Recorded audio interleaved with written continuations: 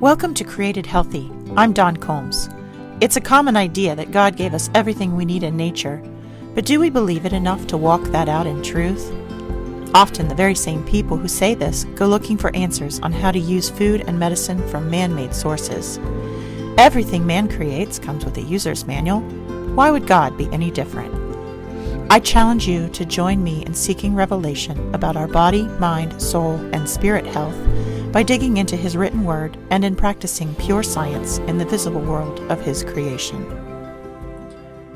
Earlier this week, I read through Numbers 20 through 22, and the thing that jumped out at me was something that I feel like has been jumping out at me for years. This notion that God doesn't waste His breath or His time or His words, that everything that God does is purposeful. And I see this in the design in nature. I see this in the Bible as I'm reading it. And so in Numbers 20 through 22, where so many people weren't following exactly what the words were that they were given, I was seeing an echo in looking at nature. When we try to understand how to use nature and how to work with nature from a science standpoint, we get lost in trying to gloss over the fact that there is a very purposeful design. I think some scientists are approaching the natural world again with this idea that there's chaos and that they will be smart enough to find the answers in the chaos and that what they find is enough. And then there are those of us who are scientists and are looking at a design. And so when we don't find all the answers, we're comfortable with that because what we find is enough. And what we don't find, we know is left in God's hands. So from a plant science standpoint, I went through university. My undergrad degree was entirely in plant science. And I watch people today that are they've bought into the story that well, first of all, that we have found all of the plants on the earth. I think that that's sort of an assumption that we have been here long enough and we're so super smart that we have found and identified by now all of the plants. And that's not true. We are discovering new plants every single day. And the other thing that we sort of, I think, believe is that we know everything that there is to know of what's inside of plants. We know that broccoli has calcium in it and that Swiss chard has magnesium, and we kind of just assume that we know everything about plants. And as a plant scientist, I was encouraged to, as an ethnobotanist, which is what I went on to do in my degree, I was encouraged to think about the plant world in terms of interviewing people that are using plants, and that we could then learn a novel use for a plant that we haven't maybe used in pharmaceuticals before. And we could take that plant and bring it into the lab and analyze what the chemicals are in there, determine what is active in the plant. This is very important. Determining what is active in the plant from a chemical standpoint, what's useful, and what we could then isolate and either synthesize into a copy that we could just reproduce over and over again, or something that we could isolate and amplify. And the problem is that this sort of science it's reductionist. We are approaching the natural world with an idea that we can somehow know inside the design of a given plant, the totality of it, the wholeness of it, that we can go in and isolate one thing out of it and determine that that is active and that is something that we can use all on its own. And the problem with that is that plant scientists, if you ask them, will admit that we probably only know about 1% of the given plant chemicals that are available to us on the planet. 1%. That means that we can put our arms around, understand, diagram, know, like we've spent time studying those chemicals. We know what they can do in the body. And the rest of the 99%, we don't know at all. So when we take a given plant, we go to the rainforest, we talk to the shaman, we pick up a plant, we send it back to a lab. They're going to burn it down. They're going to analyze the ash in a machine, and the machine will see, it'll produce a reading. It'll be a tape, a long tape with little rises and peaks and valleys all along. And every time it goes up, it's a little blip. It's a different chemical that has been isolated. And in plant chemistry, we know what a lot of those peaks are. One of the peaks denotes that there's magnesium, and we can tell by when they got burnt in the process and how big the burn is, and we can analyze what chemicals are in there. The problem is, there's a lot of problems here, but the problem is that if we can only identify 1% of what's on the planet, first of all, plant scientists will admit that to you because they're excited about the possibilities of the other 99% we haven't even touched. What is in creation and what's available to us, what healing potential is out there. But we are approaching it in this idea that we can know something in exclusion. So it would be like having Moses got the instructions from God to stand in front of the rock with a staff and speak to the rock, and water would come forth.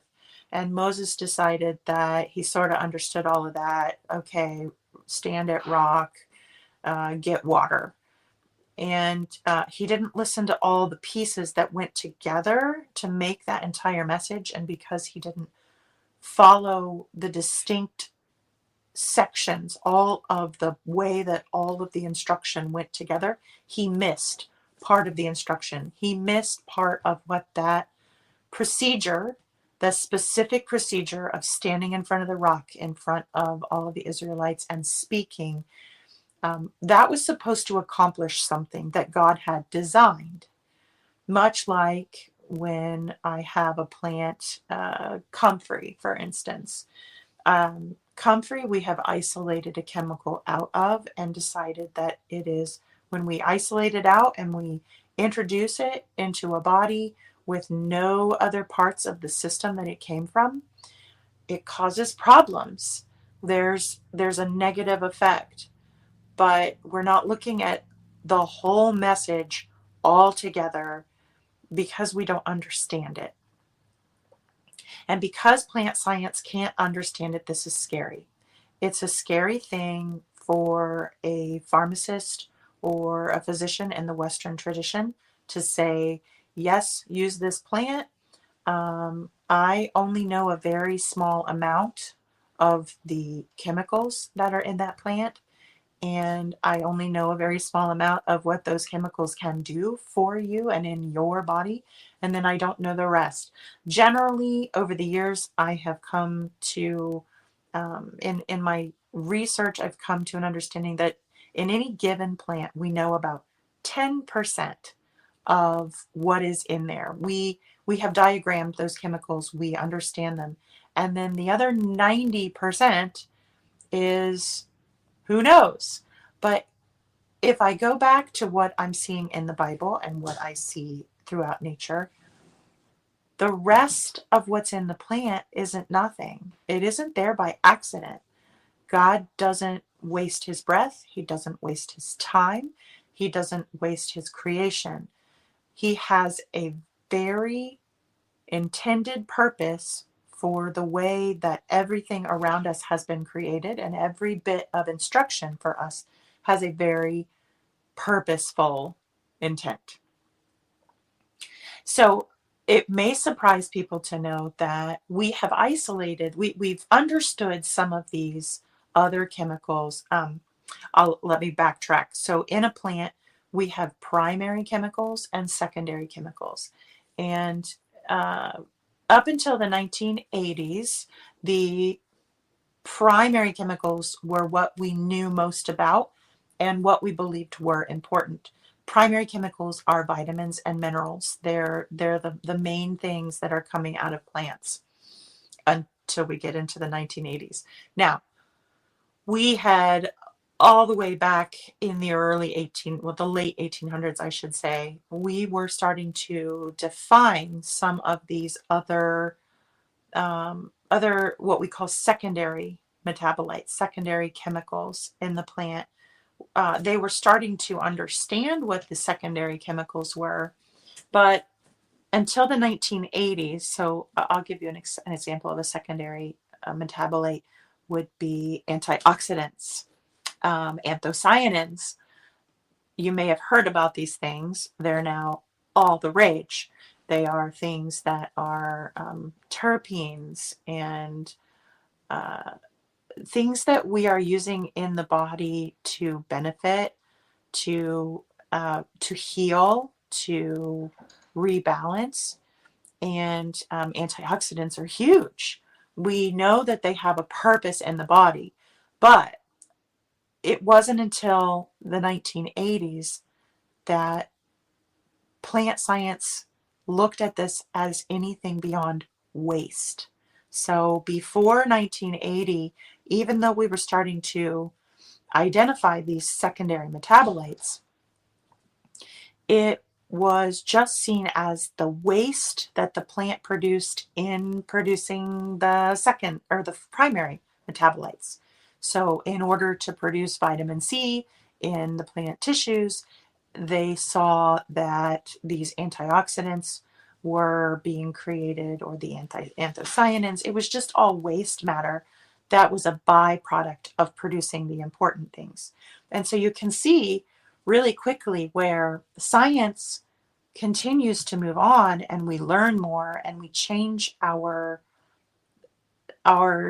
decision about what it is that we are finding, and then we decide that that's the end all be all, because science today is seeking what can prove man's intelligence, not seeking God in the situation.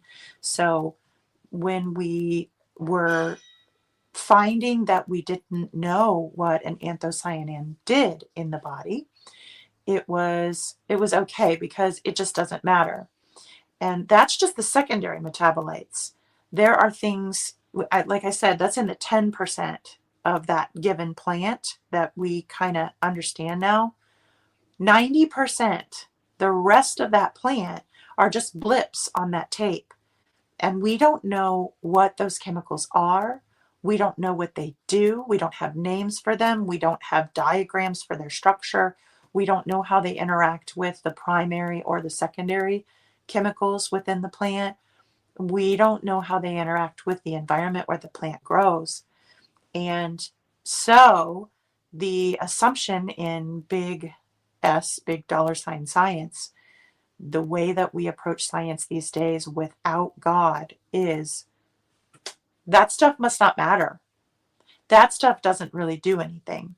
And that's why we can isolate one chemical out of a plant and make a drug out of it and not worry about any side effects that might happen by taking it out of the designed system, because there isn't a designed system. Plants are chaos. Nature is chaos. So if we can't identify it, then it doesn't do anything. Do you see the problem in the logic?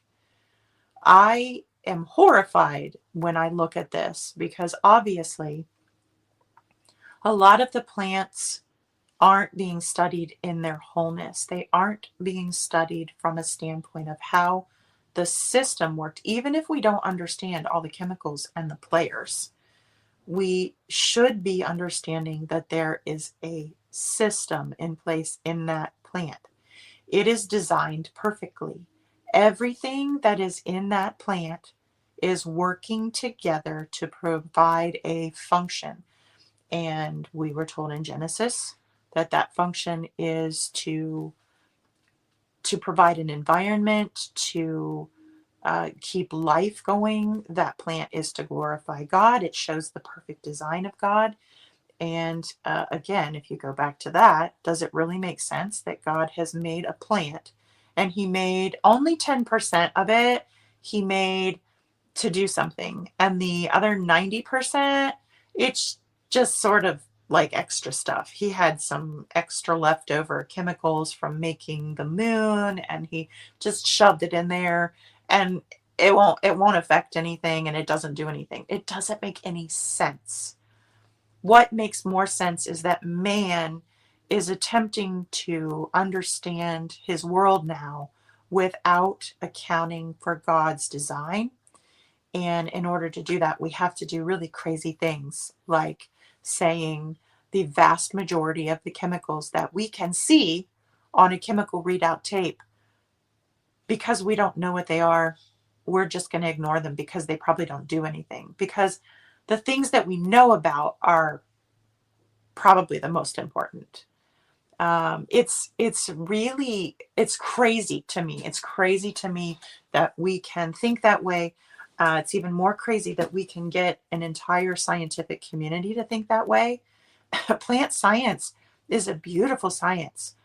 A lot of work is being done looking into what capability plants have.